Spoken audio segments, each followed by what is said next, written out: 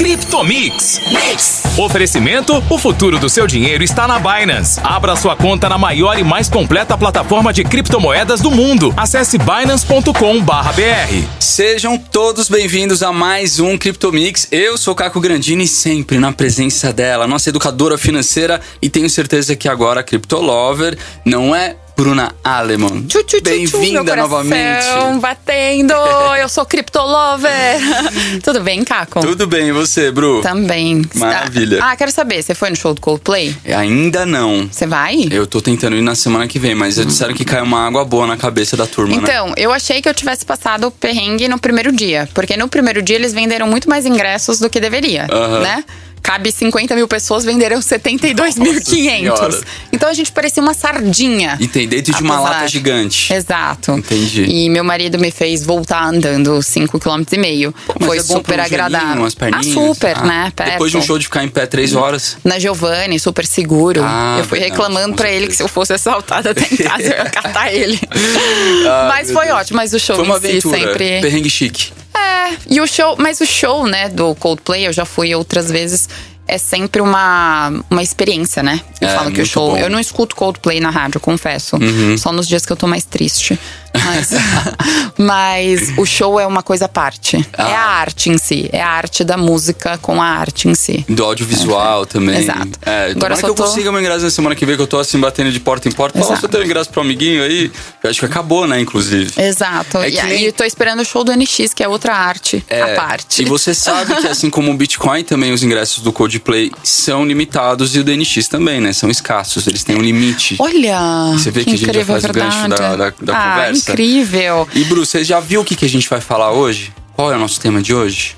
Cara, é um tema que, assim, é bem interessante, né? Porque a galera, na verdade, nunca se prepara. Eu já posso falar pra você que é se preparar, gente. Exatamente. Então, nada mais é do que como se preparar para o ciclo de alta do Bitcoin. É isso que todo mundo fala de baixo, a gente quer falar o quê? De alta, coisas positivas. Lógico. O nosso astral é pra cima, o Bitcoin também tem que ficar pra cima. Lógico. Mas, Bru, a gente já aprendeu aqui nos episódios anteriores como história do Bitcoin, a gente falou sobre dinheiro, blockchain, a gente falou uma coisa super importante que é a gestão de risco, né, nos investimentos, vários tipos de risco. E agora é hora de a gente começar a colocar algumas coisinhas em prática. Calma, antes. Com certeza. Meu disclaimer. Por favor, né? Eu preciso dar aquele recadinho do aviso da galera. Bora. Pessoal, lembrando bem que todos os assuntos, todas as moedas, criptomoedas, todas as formas de investimento que nós passamos por aqui é simplesmente para trazer a base da sua educação. Então é uma informação super relevante para você entender de uma forma clara e, lógico, com a nossa autoridade aqui, porque hoje nós temos muita autoridade, você sabe, né? Nós estamos famosos. Nós estamos cada vez mais famosos, cripto. assim como o Bitcoin. Exato. Então, isso não tira a necessidade de você fazer a sua própria pesquisa. Afinal, investimentos, né, uma decisão individual, pessoal e sempre alinhada aos seus riscos e também objetivos de curto, médio e longo prazo. Exatamente, Bru. Certo? Fechadíssimo. Então vamos lá, Caco, vamos começar a nossa pauta. Já enrolamos demais. Quando o assunto é Bitcoin, já que o assunto, né, vai ser Bitcoin, eu queria um resumão pra turma que tá chegando agora, apesar de todos os podcasts que nós temos, sobre o que é o Bitcoin. Bru, você agora é resumão, porque da outra vez eu fui dar um resumo, virou um calhamaço, não foi um resumo. Bru, o Bitcoin foi a primeira criptomoeda, foi criada em 2009, né, por um codinome Satoshi Nakamoto, e atualmente é a maior e mais famosa cripto do mercado. O preço do Bitcoin, Bru, tem evoluído bastante desde a sua criação e alcançou ali picos históricos em 2017, 2021, tanto que 2021 em abril, me recordo bem, chegamos ali à máxima de $65 mil por unidade de Bitcoin. Então, a alta demanda pelo Bitcoin é que é impulsionada, né, por vários fatores como descentralização, como a segurança, como escassez, já que existe um limite de 21 milhões de moedas que serão emitidas até mais ou menos 2140. Tá. Então, tá feito o nosso resumão. Caramba! Eu tenho certeza que a galera já ouviu tanta gente falando como funciona o Bitcoin, de onde ele vem, como ele se proquia, do que ele vive. Exato. Em resumo, né? Então, ele realmente é a criptomoeda mais famosa do mercado, né? Sim. E teve essa evolução. Agora, eu quero trazer uma outra coisa. Manda. É possível a gente saber quando é a hora de começar a ficar comprando Bitcoin, né? Porque assim, a gente fala muito sobre alta e baixa. Isso daí também serve para qualquer tipo de renda variável, que as criptomoedas acabam entrando na questão da renda variável. Já bem similar, né? Então, compra toda hora? Qual que é o momento de comprar? É aquela pergunta exata que as pessoas querem saber. Elas querem, na verdade, a resposta exata do momento. Sim. Como a gente sabe isso, Caco? Bru, é muito difícil, não é uma resposta simples, né? Porque você tem que fazer uma avaliação de, assim, inúmeros fatores, né? São vários cenários que você precisa analisar. E eu vou passar por alguns deles, mas o importante falar, Bru, é que por mais que a gente estude, por mais que a gente tenha conhecimento, já tenha passado por vários ciclos, ele sempre surpreende, né? O mercado sempre surpreende. Não estou dizendo só o mercado de criptomoedas, mas também o mercado financeiro tradicional. Então, apesar de todo o nosso conhecimento, todo cuidado é pouco. Então, uma das coisas que eu considero hoje em dia como investidor é a gente sempre ir pouquinho em pouquinho, né? É uma dica bem genérica, mas acho que vale muito bem. Comece devagar, estudando ali, né, como que funciona o Bitcoin, né, de onde ele veio, como é que você pode usar ele como um meio de troca, como uma reserva de valor. Mas vai fazendo aportes que você se sente seguro, que não vai afetar ali, né, no teu dia a dia, porque é um ativo volátil, assim como papéis em uma bolsa. Mas aí, falando, né, quais que seriam...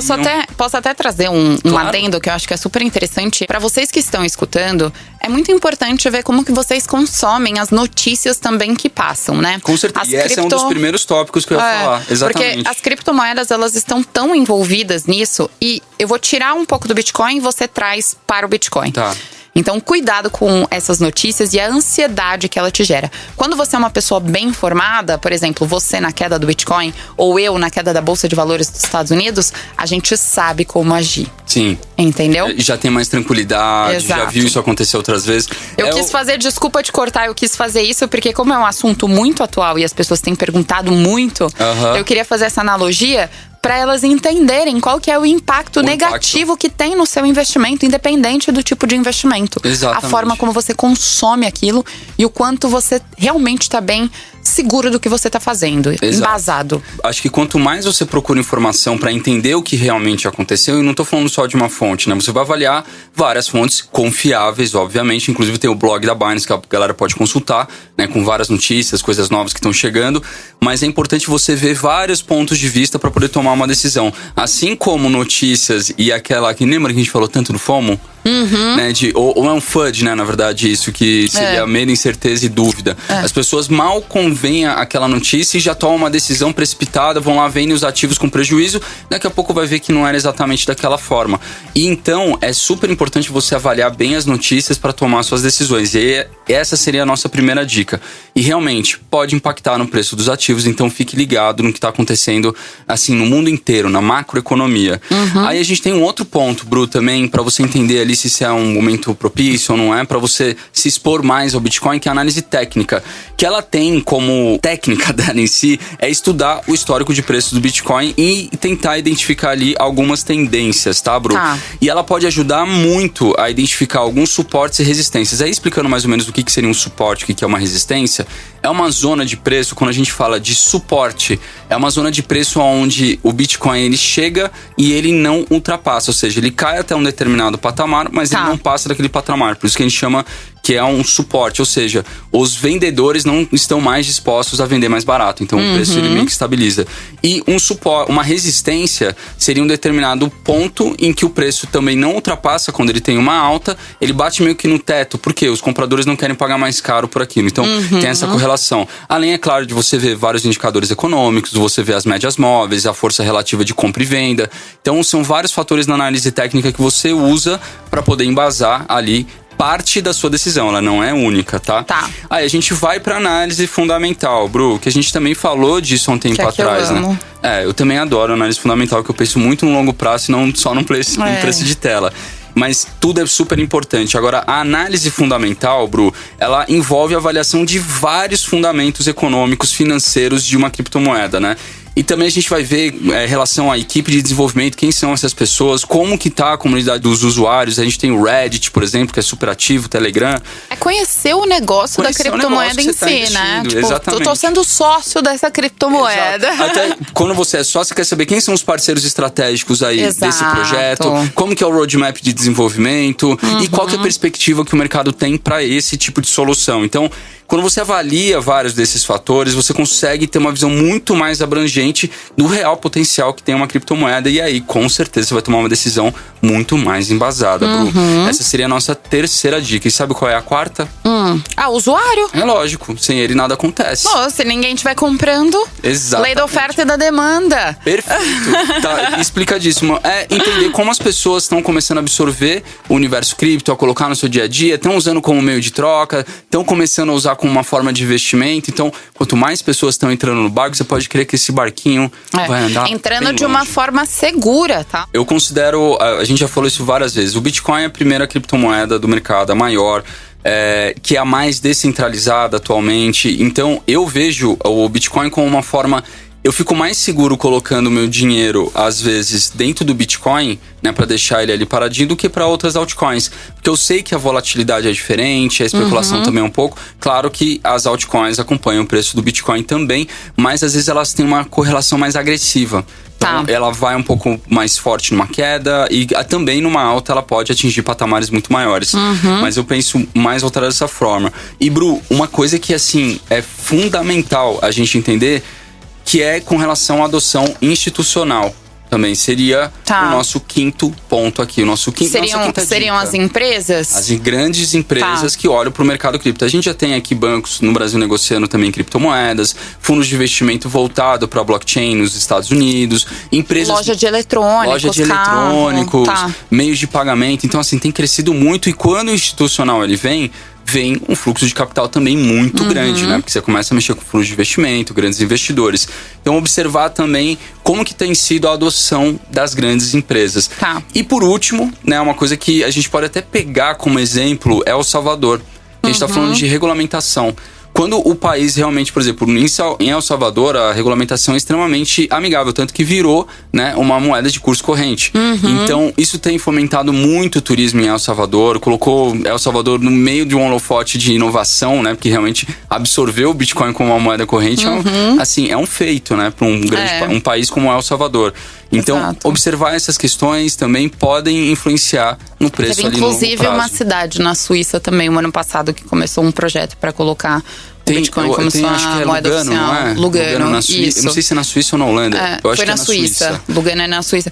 Então, e isso é muito bom, né? Porque a Suíça é um centro financeiro. Enorme. Né? Então, você começa a trazer uma... momentos. Exatamente. Bom, Caco, além de todos esses pontos que você trouxe, né? Eu ouvi dizer que o halving, né? Essa que vai ter aí do Bitcoin, ele tem um impacto muito forte, né? No preço, na ação de preço do Bitcoin. E, consequentemente, lógico, no preço de outros criptoativos que vão acompanhar o Bitcoin, ou que são acompanhados pelo Bitcoin. O Bitcoin é o nosso grande termômetro do universo. Exato, com certeza. Você consegue explicar pra gente, pra turma, né? Pra mim, pra turma, que tá chegando agora também, sumariamente, porque nós já falamos disso, o que é o halving, tá bom? Inclusive, convidar a galera a voltar uns episódios anteriores, se não sabe o que é o halving. Exato. A gente fala sobre mineração. Caiu agora viu os nossos stories, entrou aí pela rádio. Volta aí, porque nós fizemos bonitinho dentro de até foi cronologicamente para ir avançando os estudos de vocês. Mas a gente traz um pouquinho de volta. A gente consegue, então, o que é o halving, explicar o que é esse halving e como que a gente consegue avaliar o impacto dele no preço do Bitcoin, já que ele afeta de certa forma.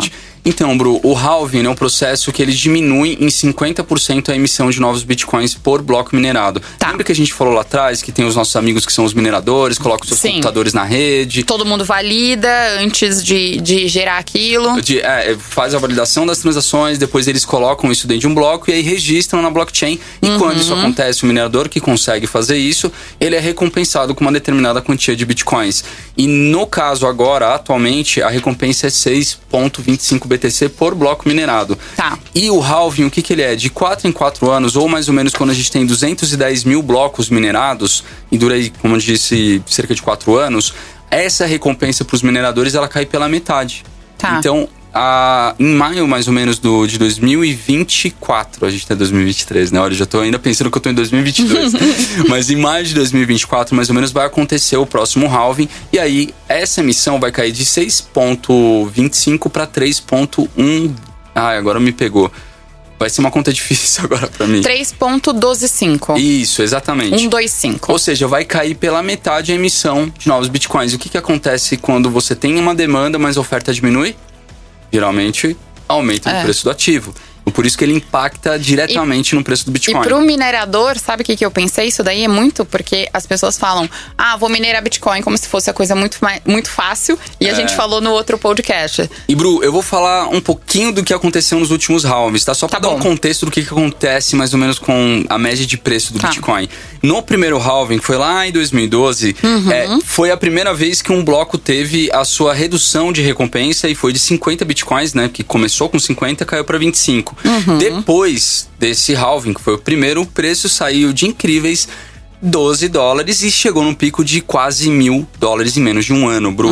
Isso representa mais ou menos 8.000% de valorização ou 80 vezes o seu patrimônio. Então, esse foi o primeiro halving. Já o segundo halving, que aconteceu lá em 2016, a recompensa por bloco minerado caiu de 25 BTCs para 12,5 BTCs. Ou seja, aí passaram a foice mais 50% da emissão. Então, depois, né, ele saiu de um patamar de mais ou menos $650 e chegou ali a incríveis $20 mil em dezembro de 2017, que deu também um aumento de 3.000% ou 30 vezes do capital. Você percebeu como vai diminuindo também após o halving, né? Eu tenho um primeiro halving que tem ali uma valorização de 80 vezes, depois de 30. Então, isso também corrobora um pouco com a teoria de que com o passar dos anos e dos halvings, a volatilidade do Bitcoin tende a diminuir um pouco. Pouco ou bastante, perfeito. Né? A gente saiu do 8.000%, foi pro 3.000%. Então ela começa a ficar mais o quê? Uma moeda mais estável. Com certeza. Essa é uma teoria, eu quero ver lá na frente também. Espero que isso aconteça também. Já no terceiro halving, Bru, é muito importante a gente falar que embora, né, ele tenha experimentado uma baita de uma valorização em 2020, o Bitcoin, ela não foi tão significativa quanto os halvings anteriores. A gente acabou de falar isso. Então o Bitcoin, em maio de 2020, ele valia cerca de $8.500, ele chegou a um pico de $64 mil em abril de 2021. E aí você vai pensando, fala, nossa, né, que valorização, é muita valorização, mas fez 650%. Então você viu no primeiro halving, quase 8 mil, segundo halving, deu ali cerca de 3 mil, 30 vezes. Agora a gente teve 650%, 6 vezes e meia do patrimônio. Então, corrobora também exatamente com o que eu acabei de falar, né? De a volatilidade, ela começa a se estabilizar um pouco ao longo dos halvings, mas mesmo assim, o Bitcoin tem uma baita de uma valorização durante esse período. E exatamente. E falando nisso, né? Por exemplo, quem ganhou muito foram os primeiros... Se eles não venderam, os primeiros mineradores, eles acabaram ganhando muito mais, né? Porque eles que pegaram a valorização total do longo prazo. Sim. Então ele ganhou 50 bitcoins lá atrás, que não valiam nada praticamente. Hoje em dia, e ganhou a valorização como um todo, né? E quem vai ganhar menos agora, tudo bem que vai ganhar menos, mas já está muito mais valorizado. Então também tem essa troca. Correlação que às vezes fala, mas será que vale a pena continuar a minerar? E faz sentido, Faz sentido, porque, beleza, a recompensa diminuiu, então ele tá ficando escasso. Mas a valorização tá maior. Exatamente. Então, mesmo que ele receba menos bitcoins, eles vão passar a valer mais. Foi o que você falou relacionado ao preço. Exato. Perfeito. Caco, então a gente falou também, né, assim, você, na verdade, fala bastante que existem vários outros fatores que influenciam o preço do Bitcoin durante esse ciclo de alta, né? Agora, a gente precisa avaliar de um outro lado, que é o humor dos investidores durante esse ciclo do Bitcoin. Como que a gente consegue avaliar isso? O que seria, de fato, esse sentimento do mercado para aproveitar esse ciclo, né? Eu tenho um entendimento que, na verdade, a gente tem ciclos de alta, mas é investir sempre. Mas eu quero escutar mais tecnicamente voltado para criptomoeda. Que você possa trazer pra gente. Um indicador muito famoso no universo cripto, ele chama Fear and Greed Index, que traduzido para português significa indicador de medo e ganância. O que ele mede? Ele mede como que tá o mercado, como que estão as notícias, como que tá como estão as comunidades, as redes sociais com relação a determinados projetos. E aí ele faz uma análise de sentimento que ele fala que quando esse termômetro ele vai parar lá no verde, ou seja, que ele tá no grid, ganância, significa que tem um sentimento de alta dentro do mercado. Ou seja, as pessoas extremamente eufóricas com o preço de valorização dos ativos, novas empresas anunciando entrada dentro desse universo. Então você começa a ver as pessoas mais gananciosas com esse sentimento de alta. Então, quando você vê esse indicador de 50 até 100, significa que o sentimento é realmente de que o preço vai começar a subir ali no curto prazo. Quando a gente vê o contrário, né, na verdade, que ele vai pro vermelhinho ali, que ele começa a ficar mais perto do fear, que é medo, é quando as pessoas começam a ficar realmente preocupadas com uma queda do mercado e começam até a fomentar isso, começa aquele efeito manada, né? As pessoas veem que realmente o mercado tá entrando, né, num ciclo de baixa e começam a se desfazer dos ativos, consequentemente, o mercado tem ali uma correção também. É super importante ver isso, né, o que a gente está falando do Fear and Greed Index, aliado com o que a gente falou anteriormente, com uma análise técnica, né, bem avaliada, usando os indicadores que você conhece, que você sabe interpretar, análise fundamental. Então você vai com todas as ferramentas que você tem para conseguir fazer sua análise e tomar uma decisão, obviamente sempre muito bem embasada, Bru. Tá bom. Bom, eu acho bastante interessante. Isso daí também não é só para criptomoedas, né? Esse índice ele tem também para bolsa de valores. É bem interessante isso. Bru, então, você achou que era só eu, né? Né? Você vai me colocar na parede, agora é isso. Agora vai ser... Nós temos que usar as suas habilidades. Ele tava muito bonzinho nesses últimos podcasts, tá, gente? Mas, Bru, é que a gente tem que, né, absorver o seu conhecimento de mercado internacional. Então, eu acho super importante passar isso. Bru, é assim, o mercado internacional, ele... Mais falando dos Estados Unidos, né? Ele tem um impacto na economia global. Tem. Como um todo. Com certeza. E ele também impacta o mercado cripto. Então, quando a gente vê lá uma dor de barriga nas bolsas americanas, a gente vê um reflexo disso também. No mundo inteiro. Mas no universo cripto também, porque a gente vê uma correlação muito forte da economia, né, global, mas falando especificamente da economia americana, no preço desses ativos. Aí eu queria que você, se você conseguisse trazer pra gente, com todo o seu conhecimento, como que a gente conseguiria avaliar a macroeconomia também para entender, né, dentro desse começo de ciclo de alta, se é o momento, se não é de ficar mais exposto dentro do Bitcoin? Como que a gente avaliaria isso? Primeiro, a minha resposta curta e grossa. Que eu brinco que é a Bru Pistola, de vez em quando. O pessoal já me conhece por isso. Que na verdade é assim: enquanto você busca o melhor momento, você tá perdendo as suas melhores chances de ganhar dinheiro. Ponto. E de perder também. Porque faz parte a gente também perder dinheiro nos investimentos. Eu acho que quem entra em qualquer tipo de investimento, que seja renda variável, querendo só ganhar, ela tá no lugar errado. Sim. Eu falo isso. Eu falo, então basta você querer se mexer. Por quê? Mas eu não quero ganhar, então eu não vou entrar. Então você vai ter que se contentar com uma renda fixa e que tem uma rentabilidade que vai chegar num teto. Porque só a renda variável, seja uma bolsa de valores ou uma criptomoeda, que vai te dar a oportunidade de ganhar mais dinheiro. Sim. Ponto. De ter uma simetria muito maior. Exato, é um potencial. E você tem uma chance de perda. Mas é por isso que você pensa no longo prazo. Ponto. Sempre. Macroeconomia. Eu adoro a macroeconomia. Eu acho que ela direciona muito bem a gente. Mas tem que sempre lembrar.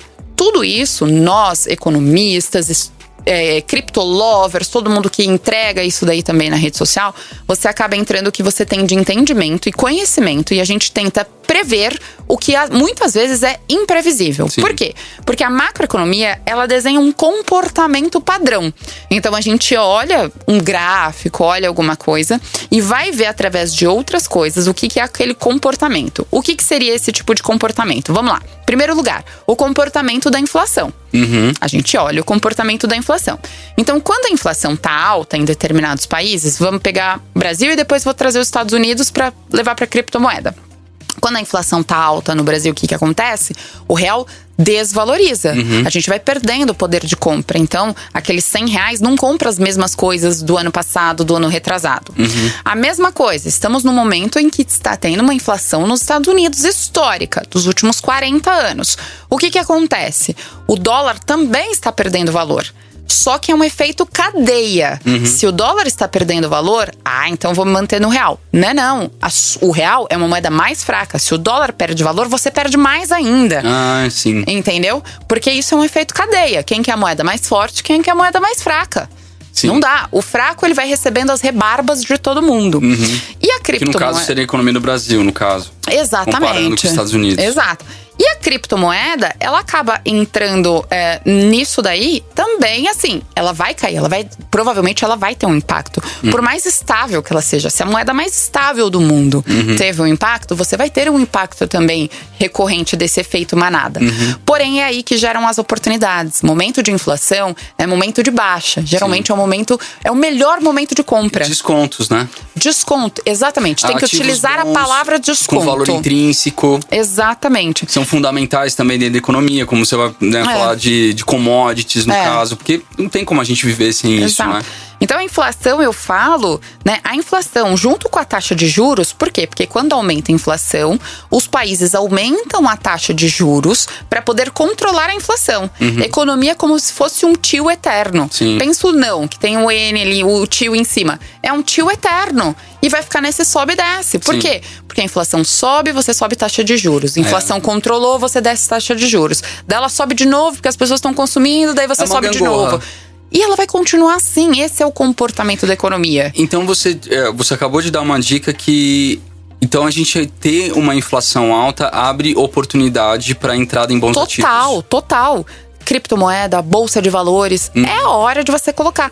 Só que nas crises, como nós estamos, que é uma crise, eu nem gosto de falar crise, porque todo mundo, estamos em recessão, crise. Não, estamos tentando entender, porque o impacto do que veio foi uma pandemia que a gente não esperava. Muitas crises, elas são esperadas. Tem um crash imobiliário, tem um negócio de criptomoeda, a gente sabe o que aconteceu. Agora, a gente está tentando entender. Não tem nenhum estudo econômico com o impacto da economia que existe hoje vindo de uma pandemia. A gente não sabe, a gente nunca passou. Quando teve a gripe espanhola, gente, não existia a economia que existe hoje. Não tem como você prever. Então você tenta através dos comportamentos. Foi diferente do que seria hoje. Totalmente diferente. A gente tá falando que na época tinha ouro, trocava ouro.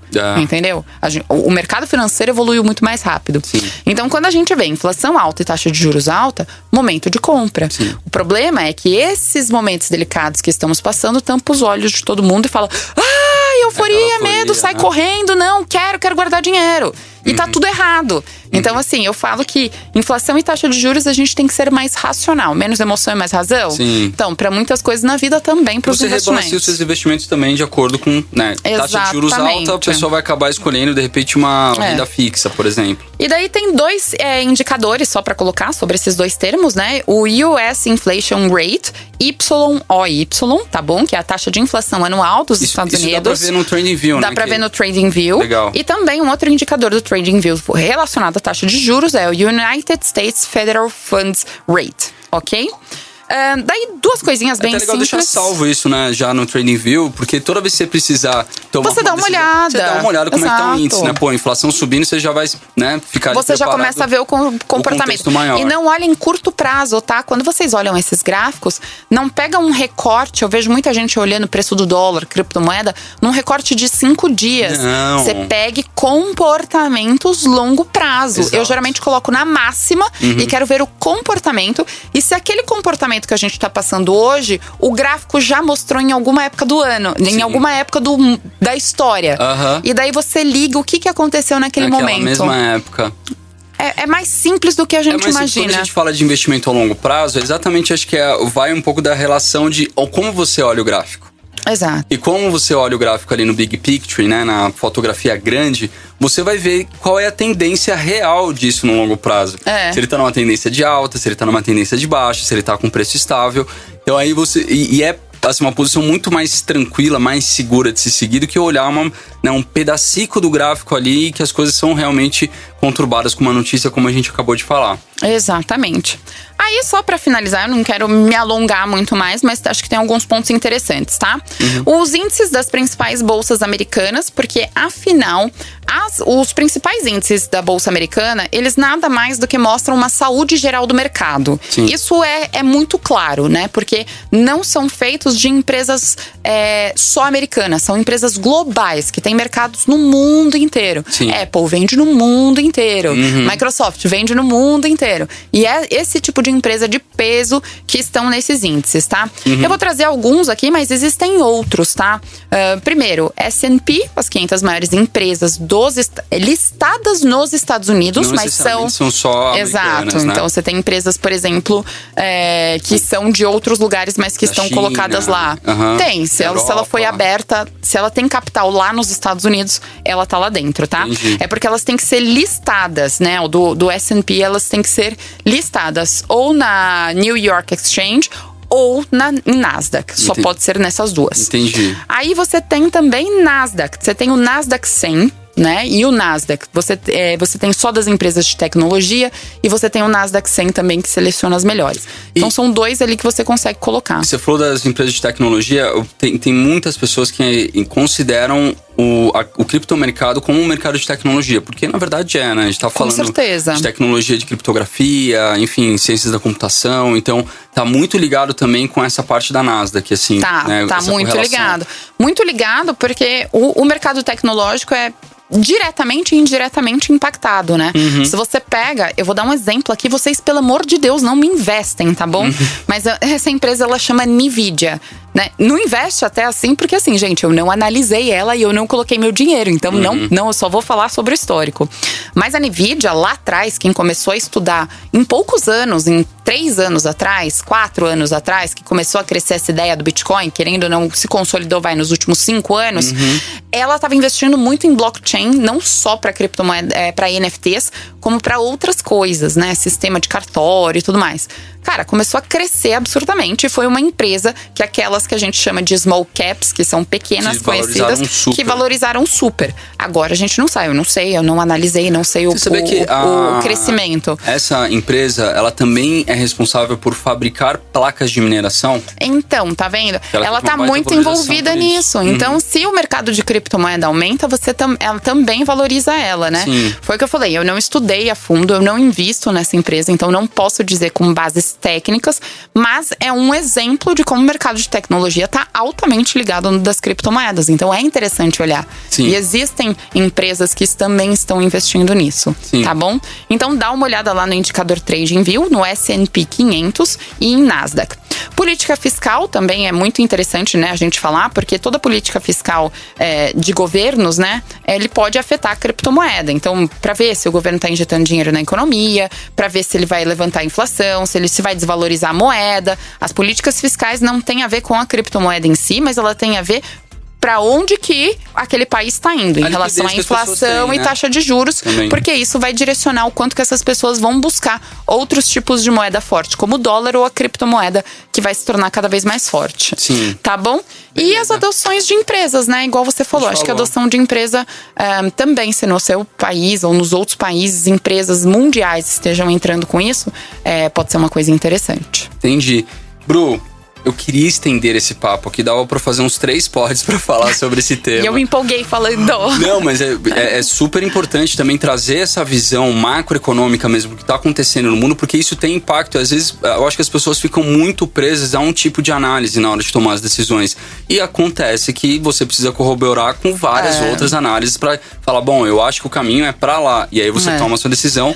Então, assim, investidores mais inexperientes, né? Eu já cometi esses erros. A gente acaba ficando muito eufórico e olhando exatamente como a gente falou. Olhando ali no curtíssimo prazo, querendo fazer dinheiro rápido. Enquanto, né, o conhecimento... rende os maiores juros. Com certeza. Não, e isso tem que tomar, inclusive, já dando spoiler, quando vocês escutarem já vai ter passado, mas no programa do Mix Tudo hoje, que passa aqui na rádio, eu vou falar e eu trouxe exatamente sobre o comportamento de análise simplista que a gente tem. Não só na vida, como no dinheiro. No dia entendeu? Dia com o dinheiro, a gente não consegue gerar um equilíbrio, ou a gente age na emoção demais, então você pega aí as bolsas de valor, emoção, nossa, aquele banco quebrou, vou tirar o dinheiro do meu banco no Brasil. Gente, estão me perguntando o que Nubank tem a ver com um banco que tá em São Francisco. Às vezes tem muito a ver, às vezes não tem nada a ver. Nesse caso, eu falei, calma, gente, vocês estão começando a ficar desesperados, querendo tirar o dinheiro do Nubank. Então, nesse sentido, você não é nem análise simplista, é o desespero de você não conseguir raciocinar. Mas, ao mesmo tempo, muitas pessoas caem em golpe por uma análise simplista de ver só o rendimento. Ou você toma decisões na sua vida por uma análise simplista que você deveria parar, raciocinar, tirar a sua emoção e falar, não, isso exige um pouco do meu tempo. Então toma cuidado, que a análise muito profunda não te faz sair daquele círculo, porque você vai ficar eternamente na dúvida, você precisa se embasar em alguma coisa e levar aquilo que você acredita que estudou à frente, confiar em si mesmo, e não pode ser simplista demais. Sim. Você tem que gerar esse equilíbrio. Sim. Uma razão e emoção. Dica. Razões, exatamente. Tipo em Yin Yang ali, o bem e o mal. Adoro Yin Yang. A gente também tem uma música que chama Bem ou Mal. A gente já gosta dessas... É ambiguidade que se fala? Ambiguidade. Acho que seria isso. A gente chegou no final, mas sem antes dar o nosso recadinho final. Primeiro eu vou falar pro pessoal. Posso falar? Lógico, eu sei que você ia falar, mas eu vou falar. Não, manda ver. O pessoal acessar o academy.binance.com/pt, porque lá tem mais de 280 artigos sobre cripto, desde o nível básico até o avançado. E pra todo mundo que não abriu a conta na Binance, vai que é tua. Aí, jogou a bola pra mim aqui. Seguinte, se você não abriu sua conta na Binance, digita aí radiomixfm.com.br/criptomix. Aí lá na nossa página tem um banner bem em cima escrito abra sua conta. E é imperativo, abra sua conta mesmo. Então você clicar lá, você vai cair na página da Binance, vai colocar ali seus dados para fazer o seu cadastro, tudo direitinho. E você vai usar o nosso cupom CryptoMix, que qual que é a boa, Bru? Boa que vai ter desconto do CryptoMix para todos os nossos ouvintes. Então usou o nosso cupom CryptoMix, você ganha 20% de desconto nas taxas de negociação em todos os pares. Lembrando que a Binance é a maior corretora do mundo e tem mais de 600 pares para você negociar. Então, recado dado, Bru. Foi isso. Mas a gente volta semana que vem com mais temas do universo cripto, né? Com certeza. A gente tem muito ainda o que falar no CryptoMix. Então tá bom. E aí eu quero falar sobre NFT também. Bora. Mas um pouquinho mais pra frente. A gente tem umas outras coisinhas. Deixa o gostinho na boca da galera aqui. Beijo, Bru. Um beijo. Tchau, Caco. Tchau. CryptoMix. Oferecimento: o futuro do seu dinheiro está na Binance. Abra sua conta na maior e mais completa plataforma de criptomoedas do mundo. Acesse binance.com/br.